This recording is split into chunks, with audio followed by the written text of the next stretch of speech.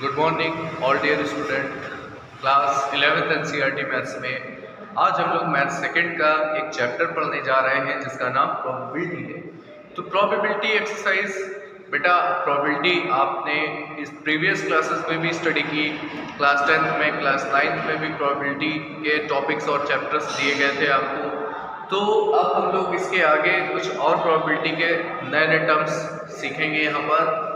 तो देखिए, प्रोबेबिलिटी में सबसे पहले जो इसका बेसिक है वो है रैंडम एक्सपेरिमेंट। इस टॉपिक में सबसे पहली चीज़ क्या आपको पढ़नी है, रैंडम एक्सपेरिमेंट्स। किस टाइप के एक्सपेरिमेंट्स रैंडम एक्सपेरिमेंट्स होते हैं, आइए बेटा हम लोग देखते हैं। डियर स्टूडेंट, रैंडम एक्सपेरिमेंट्स, देखिए एक्सपेरिमेंट्स जनरली टू टाइप्स के होते हैं। फर्स्ट टाइप, ऐसे एक्सपेरिमेंट्स जिसका रिजल्ट पहले से ही प्री प्लान्ड होता है, या ऐसे एक्सपेरिमेंट्स जिसका रिजल्ट आपको ऑलरेडी नोन होता है, पता होता है, तो वो रैंडम एक्सपेरिमेंट नहीं है स्टूडेंट। ओके।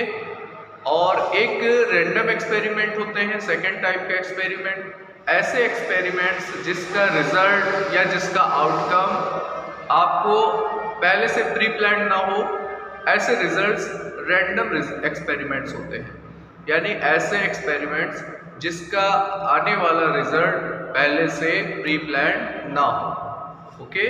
तो ऐसे जितने भी एक्सपेरिमेंट्स हैं वो सब रैंडम एक्सपेरिमेंट की कैटेगरी में आते हैं। ओके। तो आइए हम लोग इसकी मैथमेटिकल डेफिनेशन देखें जो बुक्स में हमें गिवन है। देखिए स्टूडेंट, रैंडम एक्सपेरिमेंट क्या है, मैथमेटिकल डेफिनेशन इसकी जो बुक में हमें दी रहती है क्या है, देखिएगा। An experiment is called random experiment if it satisfied the following to conditions. देखिए, किसी भी एक्सपेरिमेंट को रैंडम एक्सपेरिमेंट कब कह सकते हैं, जब वो नीचे दी गई टू कंडीशंस को सेटिस्फाइड करे।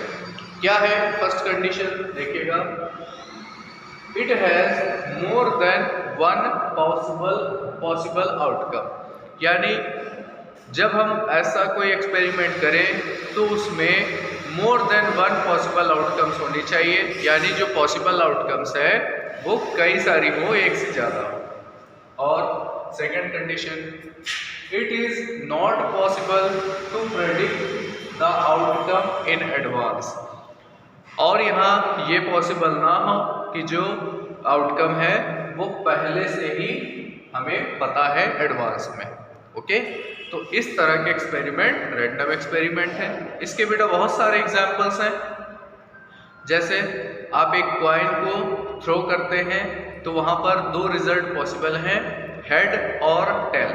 तो यहाँ पर हेड और टेल पॉसिबल है, यानी कि more than one possible outcomes है, वन पॉसिबल से ज़्यादा आउटकम्स यहाँ पॉसिबल है। और it is not possible to predict the outcome in advance, यानी पहले से ये नहीं कह सकते हैं कि कौन सा आउटकम आने वाला है।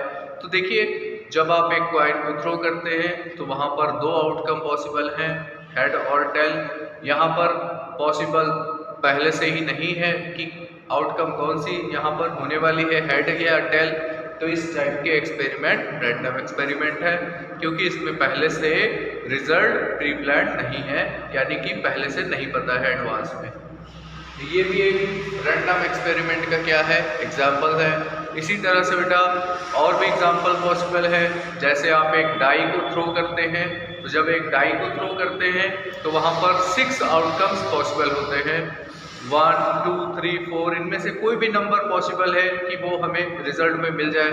तो यहाँ पर देखिए, यहाँ पर भी बहुत सारे आउटकम्स पॉसिबल हैं, यानी कि ये रैंडम एक्सपेरिमेंट हो सकता है। और यहाँ पर कौन सा आउटकम्स होने वाला है, कौन सा इवेंट होने वाला है, ये पहले से प्री प्लान्ड नहीं होता कि कौन सा नंबर आने वाला है। इसका मतलब ये भी एक रैंडम एक्सपेरिमेंट का एग्जाम्पल है। आइए हम लोग और कुछ आगे की चीज़ें देखते हैं। देखिए स्टूडेंट, इसके बाद रैंडम एक्सपेरिमेंट के बाद जो नेक्स्ट इम्पॉर्टेंट टॉपिक है वो पढ़ना है आपको, आउटकम्स किसे कहते हैं और सैंपल स्पेस क्या होता है। देखिए स्टूडेंट, कोई भी ऐसा एक्सपेरिमेंट जब किया जाए तो उसमें जो भी रिजल्ट आते हैं वो सारे रिजल्ट्स आउटकम्स होते हैं। ठीक है। जैसे आप एक कॉइन को थ्रो करते हैं, तो कॉइन को थ्रो करने पर हेड और टेल, यहाँ पर दो रिजल्ट पॉसिबल है, हेड या tell.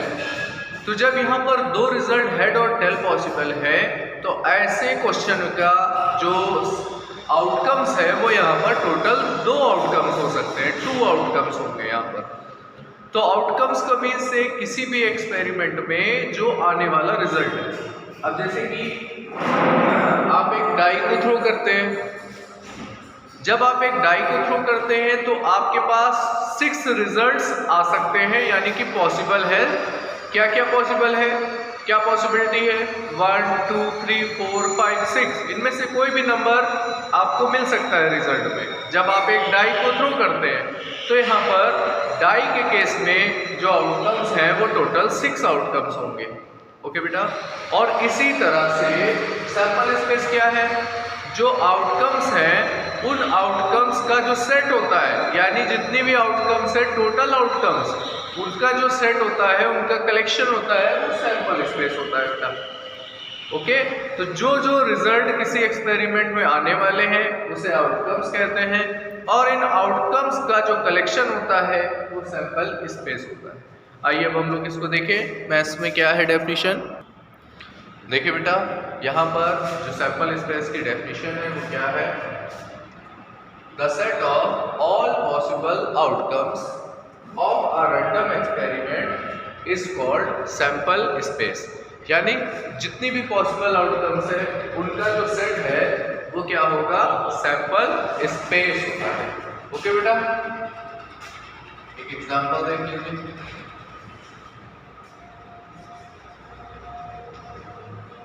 Consider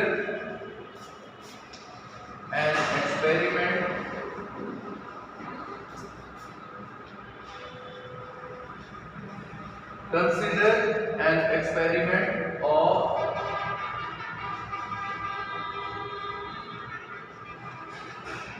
rolling a die।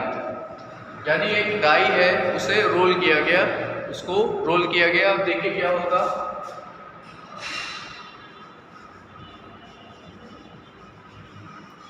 Outcomes are, देखिए आउटकम्स क्या क्या होंगे?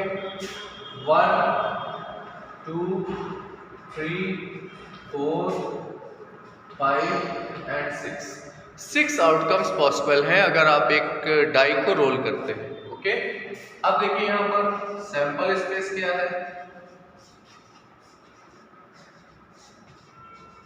बेटा? यहाँ सैंपल स्पेस क्या है? ये जो पॉसिबल आउटकम्स हैं इनको हम सेट में कर लिख रहे हैं, 1 2 3 4 5 एंड 6। तो देखिए ये कलेक्शन ऑफ आउटकम्स हो गया। इसे क्या कहा जाता है स्टूडेंट? सैंपल स्पेस कहते हैं। ओके, यहाँ पर इस सेट को किससे रिप्रेजेंट करते हैं? कैपिटल एस से रिप्रेजेंट करते हैं। ओके बेटा, कैपिटल एस से हम इस सेट को रिप्रेजेंट करते हैं।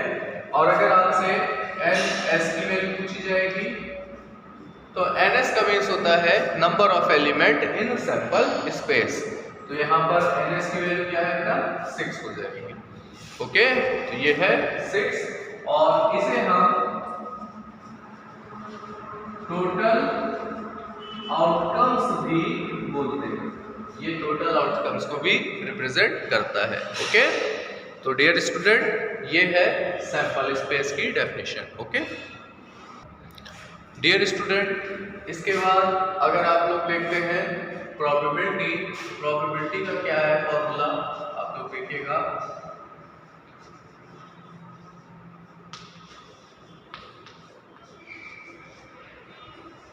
प्रोबेबिलिटी के लिए बेटा फॉर्मूला जो होता है वो होता है probability P equal to, E means क्या होता है? Event. Probability P equals to number of favorable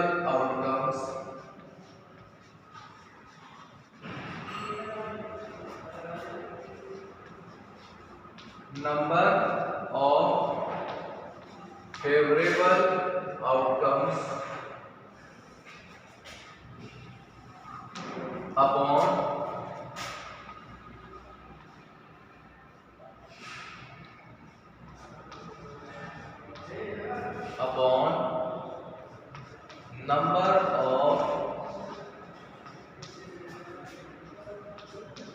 total outcomes.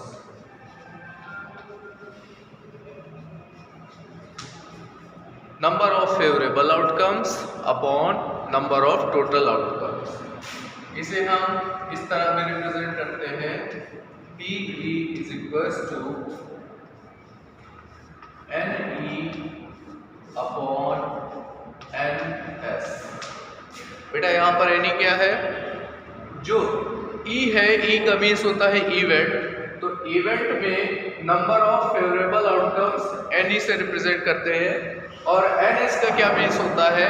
जो सैंपल स्पेस होगा उसमें जो नंबर्स होते हैं, यानी टोटल सैंपल स्पेस, यानी नंबर ऑफ टोटल आउटकम्स, जिसे हम NS से रिप्रेजेंट करते हैं। तो ये जो प्रोबेबिलिटी है उसके लिए हमें यही फॉर्मूले का यूज करना होगा। आप लोगों को सबसे पहले सैंपल स्पेस निकालना आना चाहिए बेटा, और इसके साथ साथ कौन सा एक्सपेरिमेंट रैंडम एक्सपेरिमेंट्स हैं ये भी आपको मालूम होना चाहिए। तो इसके बाद बेटा अब हम लोग अगले एक्सरसाइज 16.1 अब हम लोग इसको डिस्कस करेंगे। आप लोग बेटा आज इतना रेडी कर लीजिएगा, और अगले टर्न पर हम लोग इससे रिलेटेड एक्सरसाइज डिस्कस करेंगे। Thank you dear students.